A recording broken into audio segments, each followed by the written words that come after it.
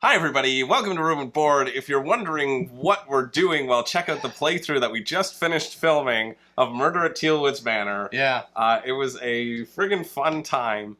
And this is just sort of our final thoughts. We had a really odd playthrough that was very fun to film. But now we're going to talk about the actual game. What we liked, what we didn't like, those sorts of things. It is on Kickstarter right now. That was sort of like a paid playthrough, and this is kind of like our unbiased final thoughts. It's kind of how I always frame it whenever people are going to be talking to me about doing playthroughs.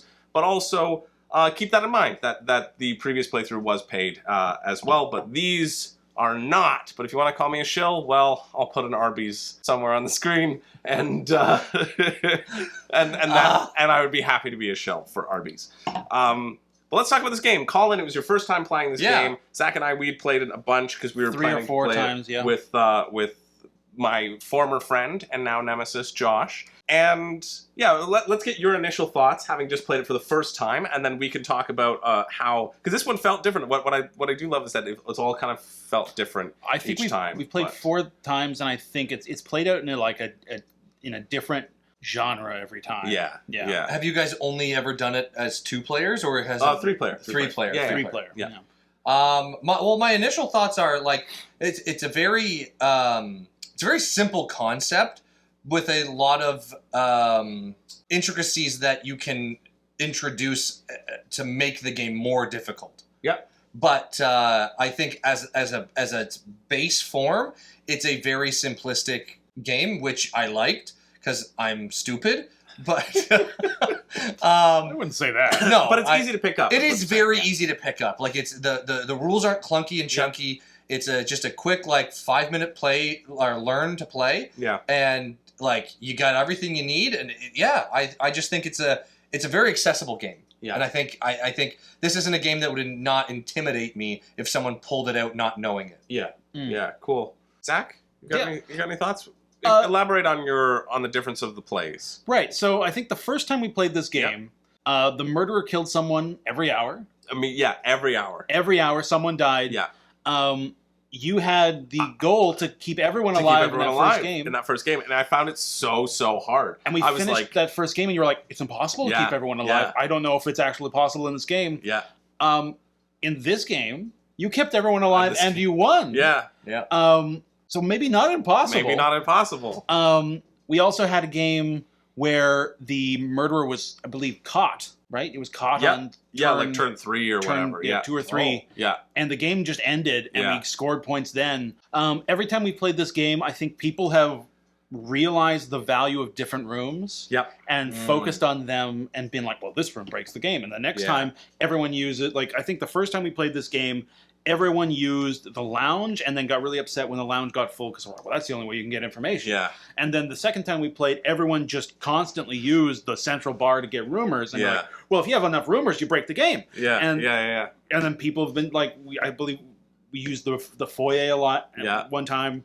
So I think there's a lot of deceptive depth in what's going on here. I like how different ways things can play out. It really depends on who you're playing with and what kind of strategies they're going for. Yeah, I agree. I definitely agree with that. I think I found every time I've played this game, I found a little sneaky thing to do, and then I've been on the lookout for that sneaky thing that I did previously and how to counter that. Even just in the last round that we played, I was so focused on getting people into the central bar, and then I realized I kind of wanted to have the billiards room option. But in order to have the billiards room option, you can't just pile people into one place. So people have to go out into not safe places, and then you're putting someone, especially at the end, when you don't want to expose people, you're like, okay, I got really lucky in that game that I drew pretty consistently people who I had. And so see, I was not as lucky. I drew I wanted all 4 of them to survive, right? And I just got really, I kind of was always pulling things where I was like, yes, I needed you in my hand. But also, with it just being the 3 of us, I mean, you get less in a 4-player game. Beautiful. God damn it. Do you like just being in the center of everything? Meow, meow, meow. Yeah, you sweetheart. So, Murder at Tealwoods Manor. Cats love it. Yeah, I really I like the differences of the rooms and how that really can shift the game up, and you can be really afraid of what somebody else needs to do, or you need someone to go to a certain room and then it gets locked up. Like there's a lot of counterplay that can happen, which is huge. Something else I really like about this game, and it's I sort of realized it was a thing the first time we read the rules, and I didn't really feel it the first time we played it, but I've been reconfirming it for myself every time. Yeah, is I like how much the thought process of this game makes you stretch the same sort of muscles you use in a social deduction game. Yeah. But it's got none of the, I'm going to read you personally. I'm not going to lie to my friends and try to be good at that. Yeah. Right? It's bluffing and calling bluffs and trying to read people, but it's all mechanical. It's all about the game.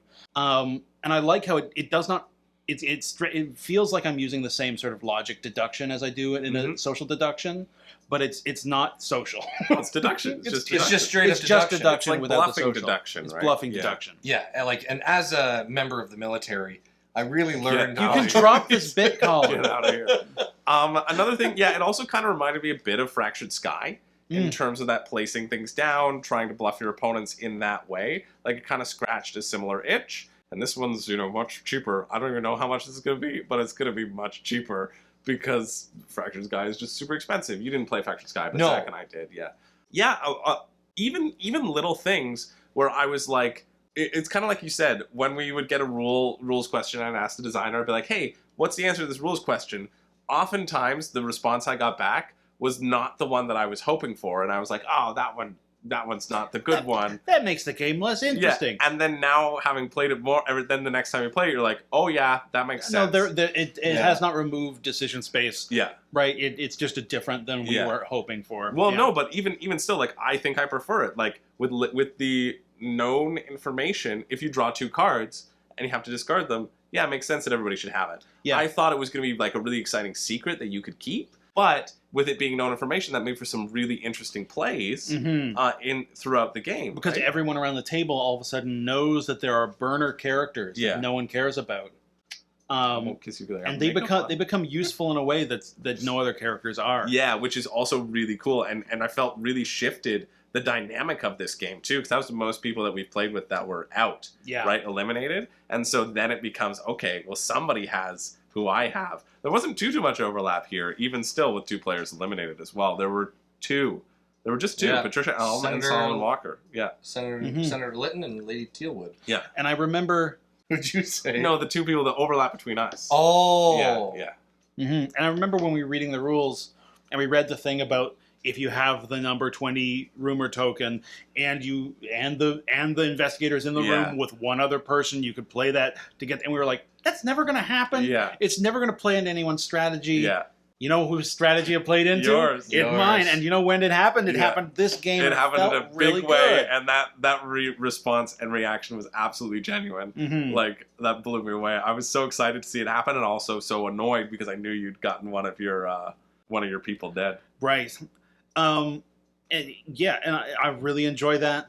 I like how potentially quickly this game could play. Yeah, I agree. Our playthrough tonight still went pretty quick, and we were doing all kinds of filming and stopping and starting and stuff like that. It still flew. Oh, yeah. Like, it feels like you could play this in less than an hour. Oh, 100%. Yeah. 45 minutes. Yeah. If we were snappy about the draft and the slapping things down, you could punch out rounds super quick. Yeah, for sure. Oh my gosh, yeah. And the game could be over round 3, right? Yeah. Like that's a potential, which I like. I like that potential variable play turn order structure. I like the size of the box. This might be prototype, but it's a small box game. Yeah. It's the kind of thing you can throw in your backpack, whip out at like a bar or a convention or something like that. It feels like that kind of game. Yeah. I mean, we went to a convention in Niagara not too long ago. Goodbye, Artie. Bye, Artie. Oh, no, she wants a spotlight. Or he wants a spotlight. He's going for his hole. Yeah, I mean, I do think that this clock won't fit into the box. No. So that might add up a little bit more. I'm sure they're not going to ship with this paper mache clock.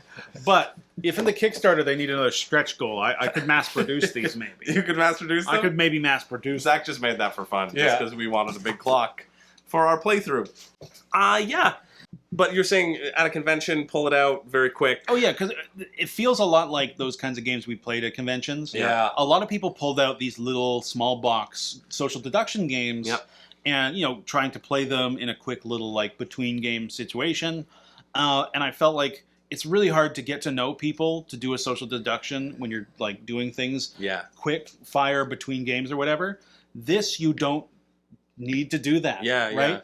I feel like I really like the idea that it can fill that niche without sort of having to be like, start to figure out everyone around the table's tells or whatever. Yeah, that's a great point. That is a great point. It could play quickly, really fit in that zone. But I think it's a bit meatier too. Like I always expect this game to go a little bit quicker than it does. Okay. And that's because there is so much sussing out of like, should I do this? Like the decisions really matter.